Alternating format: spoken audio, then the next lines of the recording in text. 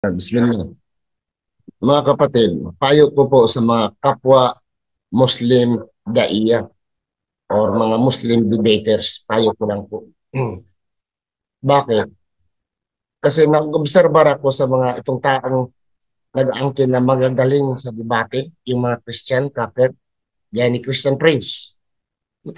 Matagal akong nakikinig lamang eh. Ang style ni Christian Prince, una, hindi siya magpakita sa mukha niya. Sa panahon nga mayroong debate raw, actually, hindi naman debate eh. May may monopoly. Siya ang timekeeper, siya ang moderator. Ha? So, pag gusto lang siya magsalita, pwede kasi ang pindutin niya at matatahimik ka or lalabo yung busis mo. Ang busis niya ang klarong-klaro. So paano ka kahit man mayroon kang isasagot, pag supalpalin ka niya, hindi maririnig yung busis mo at hindi ka bigyan ng pagkakataon makasagot. Nakita ko rin itong si Dave Christian Page. Uh, naghamon yan sa akin ng debate. Tinanggap ko. Humingi ako ng picture. Humingi ako ng pangalan ng kanyang relihiyon. At sabi ko, live tayo. Live. Ayaw niya magbigay ng picture. Ayaw niya magbigay ng pangalan niyang relihiyon. At nakita ko pinatulan ni Ustad Sakaing, ito si Dave. Ang style pareho ni Kwan eh. Ang style pareho ni Christian Prince dun eh. Madaya. Magsalita siya dahil malakas yung boses niya. Siya ang nagre-record. At yung katunggali, hindi bigyan ng pagkataon makasagot. Ang last kong napanood ay basa-basa siya ng Arabic. Magaling daw siya magbasa. So tama ang sa kanya. Pinagpipilitan niya nga ang mga disciples ni Jesucristo ay Kristiyano dahil nagsusujud daw. Kristiyano raw sila kasi nagsusujud. Kagaguhan, sino ba ngayon mga iglesia or churches, nandun sa churches, sa loob ng churches, nga tuwing pagdarasal nila ay nagsusujud? Wala eh. Mayroon na siguro baka bago ngayon, mayroon na. Pero so far, wala akong naririnig o wala akong nakikita nga mga Kristiyano nagsusujud. Pinipilit niya dahil nagsusujud daw, Kristiyano. Pasa siya tuloy-tuloy. Ang ganito Arabic. Ang pinagyayabang niya dahil marunong daw siya mag-Arabic, tama na yung sa kanya. Dahil marunong siya mag-Arabic, magbasa ng Arabic. Yung parang kagaguhan eh. Supposing, hindi ako marunong sa English. Example lang, hindi ako marunong sa English. Ikaw ang galing mo magbasa ng English. Ang galing mo magsalita ng English. Ako, kung mayroon akong nalalaman, kunti lang, hindi ko makapagsalita ng English, kunti lang, putol-putol pa yung English ko. So ikaw nga na marunong magaling sa English, tama ka na kaagad. Dahil ang binabasa mong Biblia ay English. Likewise, kung sabihin mo, marunong ka ng Hebrew, or marunong ka ng Latin, marunong ka ng Greek, ano pa, binabasa mo sa Greek, tama ka na kaagad. Dahil marunong ka magbasa ng Greek. Ganun ba? Ganun ba makipagdebate? Ang layo sa katotohanan eh. So, ang advice ko, ikaw, Mr. Dave, Christian, propagator, dawa, gusto ka, maghahamon ka sa akin magdebate, live tayo. Live tayo. Ipakita mo yung pangalan mo, bigyan mo sa akin yung full name mo, ibigay mo yung religion mo, bigyan mo ko ng picture, live tayo. Pagdidebatahan natin na ang Biblia, salita ng Diyos. Biblia, salita ng Diyos. Panginoon.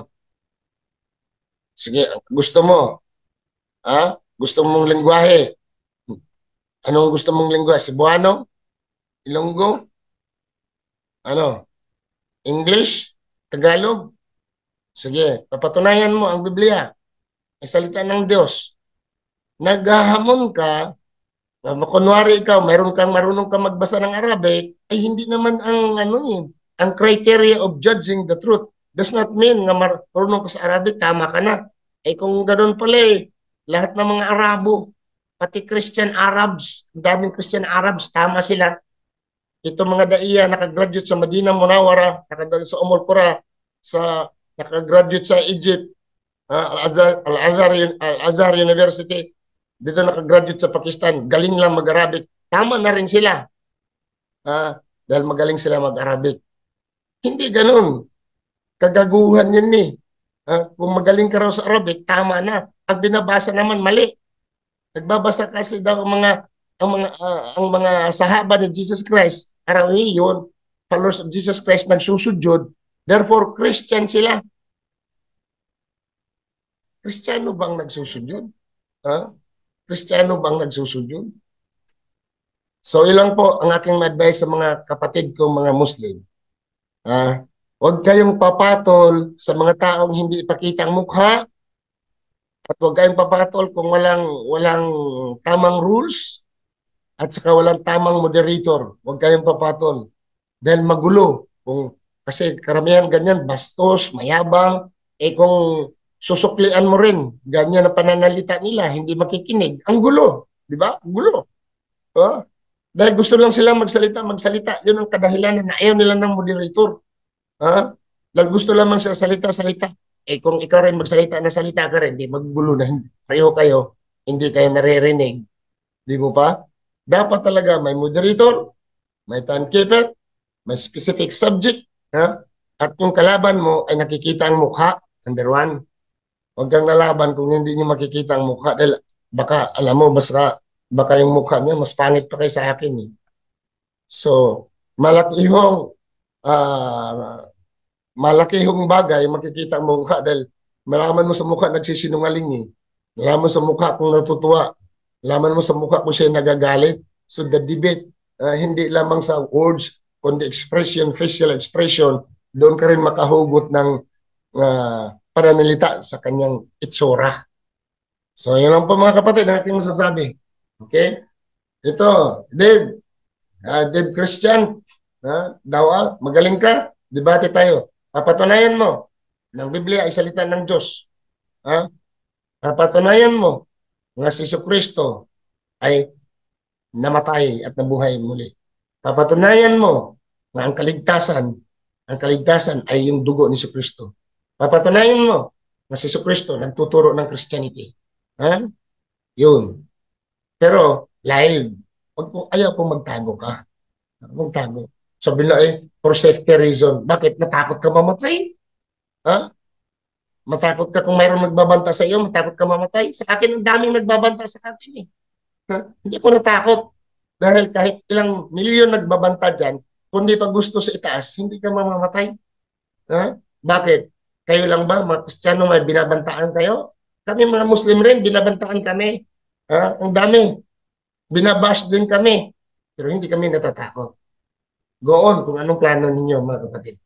Okay? Maraming salamat. Subhanakallah, Allahumma bihamdika, asyhadu an la ilaha anta astaghfiruka wa atubu ilaik. Assalamualaikum warahmatullahi wabarakatuh.